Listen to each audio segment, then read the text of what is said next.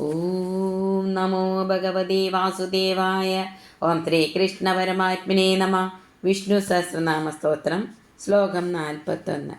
ഉദ്ഭവക്ഷോഭണോ ദേവ ശ്രീഗർഭ പരമേശ്വര.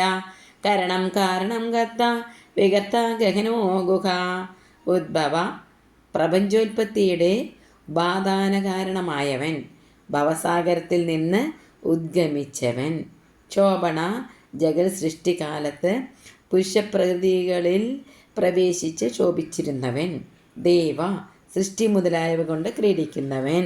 ശ്രീഗർഭ സംസാര രൂപമായ ശ്രീ, അതായത് വിഭൂതി ഗർഭത്തിൽ സ്ഥിതി ചെയ്യുന്നവൻ. പരമേശ്വര പരമനും ഉത്കൃഷ്ടനും ശാസനാശീലനുമായവൻ. കരണം ലോകത്തിൻ്റെ ഉൽപ്പത്തിക്ക് എല്ലാത്തിനേക്കാളും മുഖ്യമായ സാധനമായിരിക്കുന്നവൻ. കാരണം ലോകത്തിൻ്റെ ഉപാദാന കാരണവും നിമിത്ത കാരണവുമായവൻ. കർത്ത സ്വതന്ത്രനായവൻ. വികർത്ത വിചിത്രങ്ങളായ ഭുവനങ്ങളുടെ രചയിതാവ്. ഗഹന ആർക്കും അറിവാൻ കഴിയാത്ത സ്വരൂപം, സാമർഥ്യം, പ്രവൃത്തി എന്നിവയോട് കൂടിയവൻ. ഗുഹ സ്വന്തം മായ കൊണ്ട് സ്വരൂപം മുതലായവയെ ഗുഹനം ചെയ്യുന്നവൻ. ശ്ലോകം 42.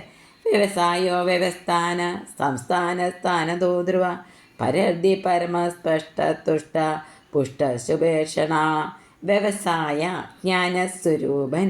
വ്യവസ്ഥാന സകലത്തിൻ്റെയും വ്യവസ്ഥ ആരിൽ സ്ഥിതി ചെയ്യുന്നുവോ അവൻ. സംസ്ഥാന പ്രാണികളുടെ പ്രളയരൂപമായ സ്ഥിതിയുള്ളവൻ. സ്ഥാനത കർമാനുസാരിയായ സ്ഥാനങ്ങൾ കൊടുക്കുന്നവൻ. ധ്രുവ നാശമില്ലാത്തവൻ.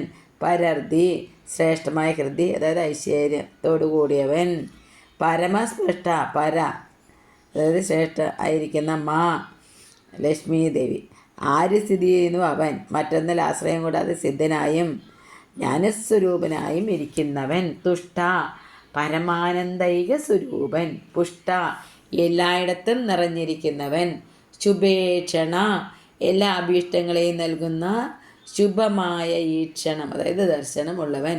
ശ്ലോകം 43. രാമോ വിരാമോ വിരതോ മാർഗോ നേയോ നയാ നയ വീരശക്തിമതാം ശ്രേഷ്ഠോ ധർമ്മോ ധർമ്മവിദോത്തമ. രാമ യോഗികൾ രമിക്കുന്ന നിത്യാനന്ദ സ്വരൂപൻ, രമണീയമായ രൂപം ധരിച്ച ദശരഥപുത്രനായ രാമൻ. വിരാമ എല്ലാ പ്രാണികളുടെയും വിരാമം, അതായത് അന്തം ആരിലുണ്ടോ അവൻ. വിരത വിഷയരസത്തിലുള്ള രാഗം ഇല്ലാതായിരിക്കുന്നവൻ. മാർഗ മുമുക്ഷുക്കളായ യോഗികളാൽ അമരത്വത്തെ പ്രാപിക്കുവാൻ അവലംബിക്കപ്പെടുന്നവൻ. നേയ സമ്യജ്ഞാനം കൊണ്ട് ജീവനെ പരമാത്മഭാവത്തിലേക്ക് നയിക്കുന്നവൻ. നയ നയിക്കുന്നവൻ, സമ്യജ്ഞാനരൂപനായ നേതാവ്. അനയ നേതാവായി മറ്റാരുമില്ലാത്തവൻ. വീര വിക്രമശാലി. ശക്തിമതാം ശ്രേഷ്ഠ ബ്രഹ്മാവ് മുതലായ ശക്തിമാന്മാരിലും വെച്ച് ശക്തിമാൻ. ധർമ്മ സകലബോധങ്ങളും ധരിക്കുന്നവൻ, ധർമ്മങ്ങളാൽ ആരാധിക്കപ്പെടുന്നവൻ. ധർമ്മവിദുത്തമ ശ്രുതിസ്മൃതികൾ യാതൊരാളുടെ ആജ്ഞാസ്വരൂപങ്ങളാകുന്നുവോ അവൻ. ശ്ലോകം 44.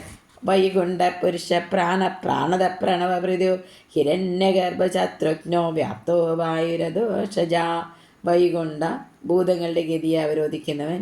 പുരുഷ എല്ലാത്തിൻ്റെയും മുമ്പ് വർത്തിക്കുന്നവൻ, എല്ലാ പാപങ്ങളെയും ഉച്ഛേദനം ചെയ്യുന്നവൻ. പ്രാണ ക്ഷേത്രജ്ഞ രൂപത്തിൽ ജീവിച്ചിരിക്കുകയോ പ്രാണവായു രൂപത്തിൽ ചേഷ്ടിക്കുകയോ ചെയ്യുന്നവൻ. പ്രാണത ജീവികളുടെ പ്രാണനെ ഖണ്ഡനം ചെയ്യുന്ന, അതായത് പ്രളയാധികാരങ്ങൾ. പ്രണവ ഓം എന്ന് സ്തുതിക്കുകയോ പ്രണമിക്കുകയോ ചെയ്യപ്പെടുന്നവൻ. വേദങ്ങൾ ആരെ പ്രണമിക്കുന്നുവോ അവൻ. പൃഥു പ്രപഞ്ച സ്വരൂപത്തിൽ വിസ്തൃതനായിരിക്കുന്നവൻ. ഹിരണ്യഗർഭ ഹിരണ്യഗർഭൻ്റെ ഉൽപ്പത്തിക്ക് കാരണമായ അണ്ഡം യാതൊരാളുടെ വീര്യത്തിൽ സമുൽപ്പന്നമായോ അവൻ. ശത്രുഘ്ന ശത്രുക്കളായിരിക്കുന്നവൻ, അതായത് ദേവന്മാരുടെ ശത്രുക്കളായിരിക്കുന്നവൻ. വ്യാത്ത കാരണരൂപത്തിൽ സ്ഥലകാര്യങ്ങളിലും വ്യാപിച്ചിരിക്കുന്നവൻ. വായു വാനം ചെയ്യുന്നവൻ. അധോക്ഷജ ഒരിക്കലും തൻ്റെ സ്വരൂപത്തിൽ നിന്ന് താഴോട്ട് ക്ഷയിച്ചു പോകാത്തവൻ. ആകാശഭൂമികളുടെ മധ്യത്തിൽ വിരാട് രൂപത്തിൽ പ്രകടമായിരിക്കുന്നവൻ. ഇന്ദ്രിയങ്ങളെ അന്തർമുഖമാക്കിയവൻ, പ്രകടമാകുന്നവൻ. ശ്ലോകം 45. ഹൃദ് സുദർശനകാല പരമേഷ്ടേ പരിഗ്രഹ ഉഗ്രസംവത്സരോ ദക്ഷോ വിശ്രാമോ വിശ്വദക്ഷിണ. ഋതു കാലരൂപമായ ഋതുശബ്ദത്താൽ ലക്ഷിതനായവൻ. സുദർശന, യാതൊരാളുടെ ദർശനം മോക്ഷത്തെ ദാനം ചെയ്യുന്നുവോ അവൻ. നിർമ്മലങ്ങളായ കണ്ണുകളോട് കൂടിയവൻ, ഭക്തന്മാരാൽ എളുപ്പത്തിൽ കാണപ്പെടുന്നവൻ. കാല, എല്ലാത്തിൻ്റെയും കലനം അതായത് ഗണനം ചെയ്യുന്നവൻ.